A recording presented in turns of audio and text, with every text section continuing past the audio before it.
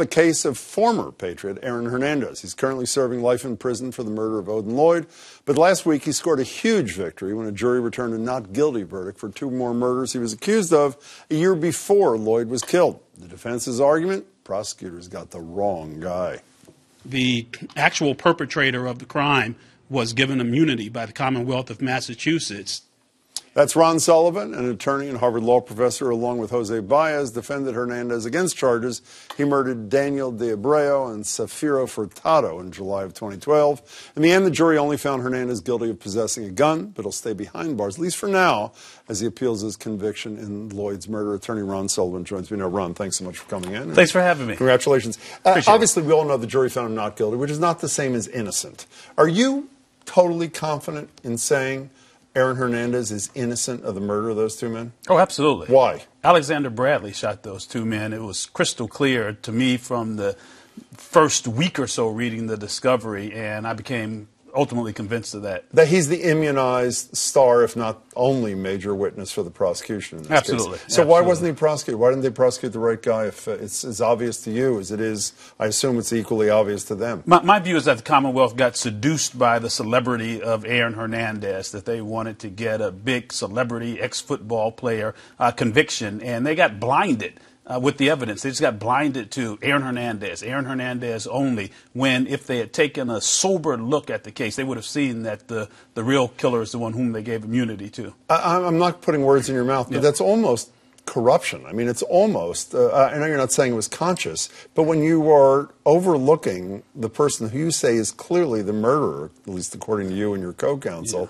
that's a pretty serious charge against the prosecutor's office. Yeah, and let me be clear. I am not saying any form of corruption. I mean, I know the 2 prosecutors I tried the case against. They are good people. My point is, it's confirmation bias. Think of it that way. If you start with Aaron Hernandez, then all the evidence you see, you begin to view through that prism, and they began to view through the prism of Aaron Hernandez and Aaron Hernandez only. So maybe if someone independent had taken a look at it, they would have maybe thought twice about this prosecution. You know, Bradley said the motive for this was that one of the victims spilled a drink on Aaron Hernandez. You guys, the defense team, said you found the guy who says he spilled this drink. Lysander Amato, is that his name? Yes, soldier absolutely. In Kuwait.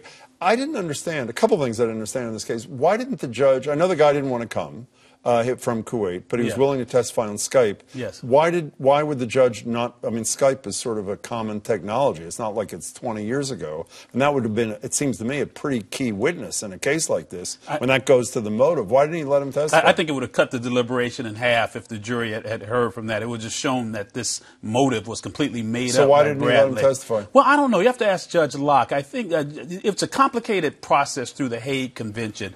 We thought that we had properly served him because he's on American soil when he is on base, and Judge Locke declined to enforce the subpoena. How'd you find this guy? Well, we found this guy because he ultimately contacted one of the lawyers and told us about the story. We investigated him. He was so incredible, so credible that we thought, you know, we have to have him here. One of the other things that we all read about is in the spring of 2013, and obviously that's the year after the murder of these 2 guys, your client got a tattoo with this 6-shot revolver, 1 chamber empty, the words "God forgives" next to it. The prosecutor, and I think in his closing argument, said, if not for this, God forgives for what, if not these murders? What's the answer to that question? What was that tattoo all about? Yeah, well, the God Forgives is easy. It's the name of an album of one of his favorite rappers called Rick Ross. But matched with a gun.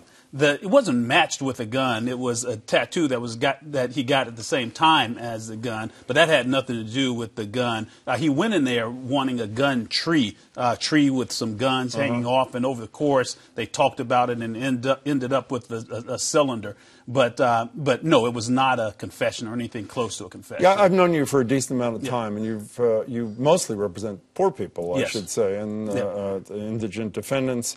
And at the end of this thing, you refer, I think your words were, you call Hernandez a, quote, beautiful young man. Yeah. He's a convicted murderer. He murdered Odin Lloyd, and he's a beautiful young man. I think he is. I got to know him over the course of the year and got to know him as an individual and became quite fond of Aaron. The Odin Lloyd conviction, we'll see about that. It's not final, as you know. There's an appeal pending. State's highest court, the SJC. Yeah. Absolutely. So we'll see what happens. Do you have any concrete evidence? I know you've hesitated to talk about this, but in fact, we can hear your co-counsel Baez, Jose Baez, with brief comments about this other case. Here he is. Yeah. He still has many appeals, which we're going to start taking a look at. And I think in that case, I always felt that was a winnable case.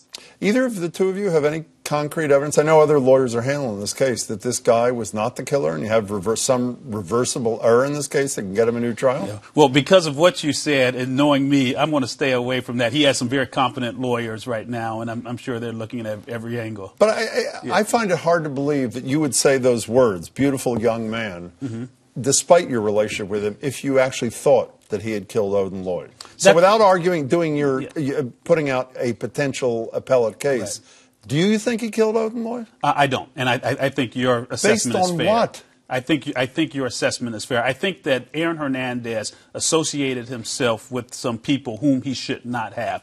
But I do not think that he pulled the trigger on Odin Lloyd, and I don't think he's responsible for that death. And if there is an appeal, I fully expect that he's going to, if the appeal is won, I fully expect that he's going to ask us to retry the case. And you and Baez would agree to represent him in that case? Yes. Have you and Baez agreed, if asked, to work with the appellate lawyers in this case? I think we have a great relationship with the appellate lawyers. They are quite skilled. If they need us for anything, we'll be there. Were you surprised by, most close observers of this case said they were not surprised by the verdict here. But frankly, when you've been convicted of one murder, I think I'm a lawyer, but a lay person, I haven't practiced in a while. Right. You think, well, if he was convicted of one, he's going to be convicted of the next two. You were really not surprised, you told me, as you came out here? Not at all. The only thing I was surprised about was that it took them 6 days to get him not guilty. One last thing. Technically, the relevance of this acquittal is zero when it comes to the other appeal. Is that not correct? Not really. What's the relevance? If we didn't win this, that would make the appeal irrelevant. So this was a necessary first step, a necessary condition. But in terms of the merits of that, is there any relevance other than maybe something in the back of a judge's head? Right. No. Okay. Other than that. Ron Sullivan, thank you. Thanks a lot. Congratulations on your work. Appreciate Thank you so much. Take care. We'll see you again soon.